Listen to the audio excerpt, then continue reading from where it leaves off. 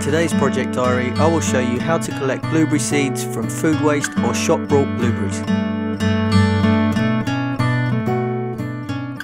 Hi guys, and welcome to Project Diaries. Today I'm really excited to do this video because it's one I've been trying to do for a long time, and so many of you have been asking for berry videos.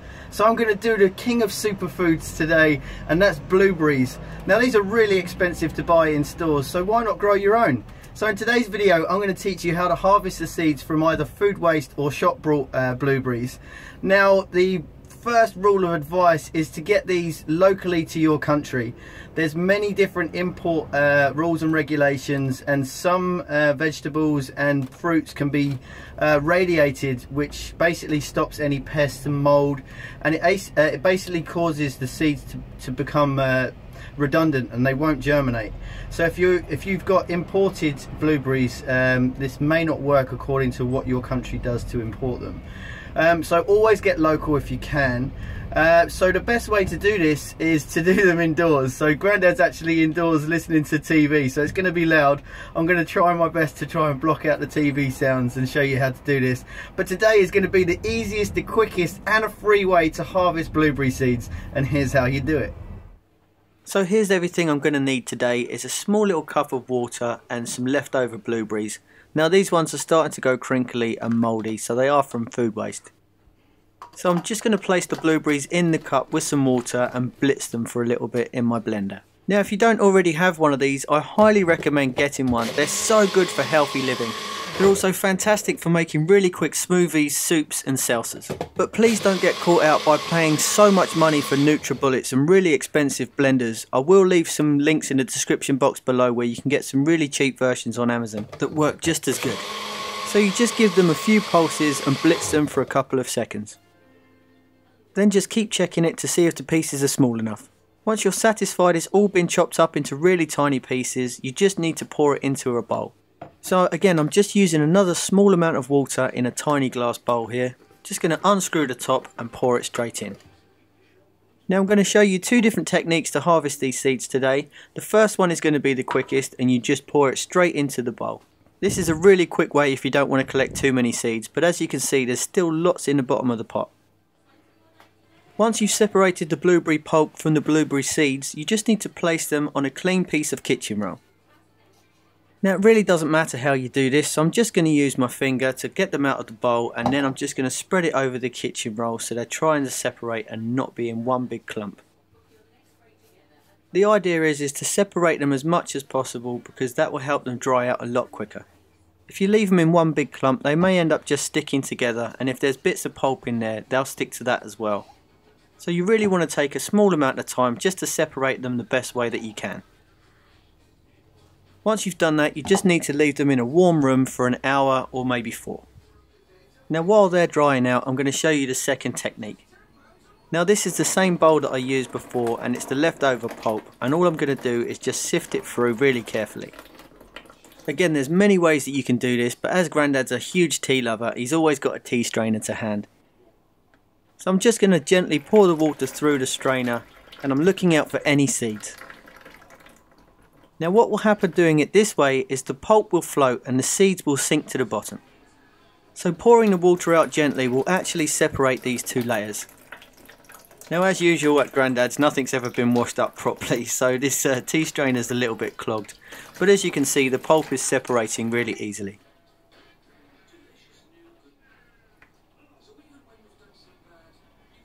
Just speeding up the process, I'm going to use my finger to remove the last bit.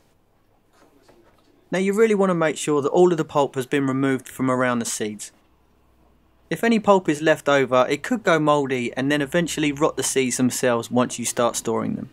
So just to make sure they're really clean, I'm going to use another drop of water just to get rid of the last residue parts. As you can see, they start to float really easy, and it's such an easy technique. You can always pour the water through your fingers just in case you think you're going to lose any seeds. I'm fairly happy with these results, but it might be a good idea to spend a few more minutes to try and get rid of the rest, but I'm just going to speed this video up, but it's looking really good. Then again, just get a clean piece of kitchen roll and make sure it's dry. Scoop them out with your finger again and try to separate them like you did before. But as you can see, I've got an incredible amount of blueberry seeds here just from a few blueberries, so it's really good and quick and easy to do it this way.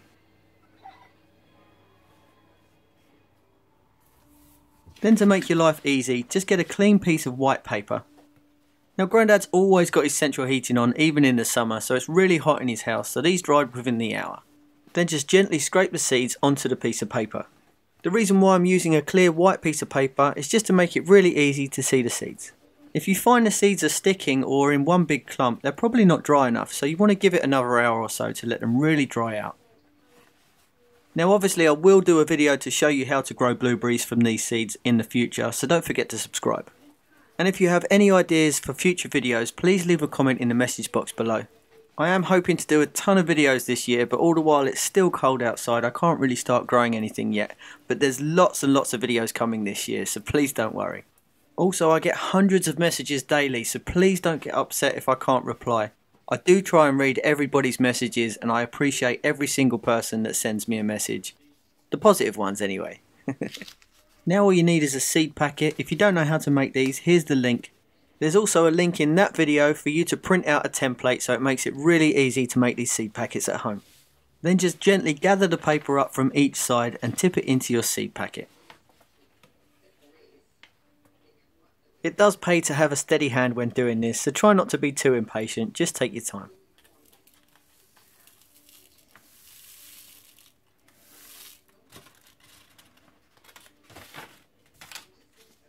Once you've done that, just wrap the packet up so it's sealed nice and tight. And always write on it so you know exactly what's inside the packet and where you got them from. If you're going to store these over a couple of years, it's also a good idea to put the year that you collected them in as well. Whoa, come back here you!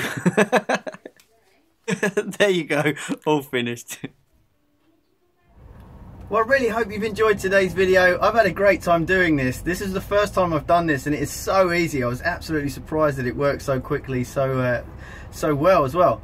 Now, I've recently added lots of blueberries to my diet as well as lots of other superfoods, and I can't big these up enough.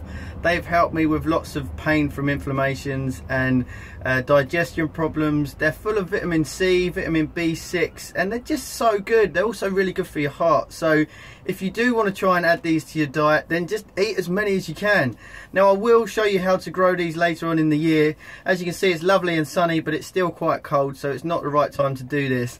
And blueberries do need a certain soil type and growing conditions, but I will explain all those more in a different video later on. So don't forget to subscribe.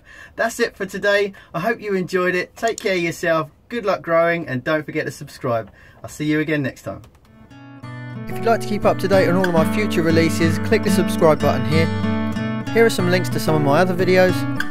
And if you tried this or any other project, I'd love to see your progress, so please join my Facebook gardening group where thousands of people are sharing photos and ideas daily. Thanks for watching, and I'll see you again next time.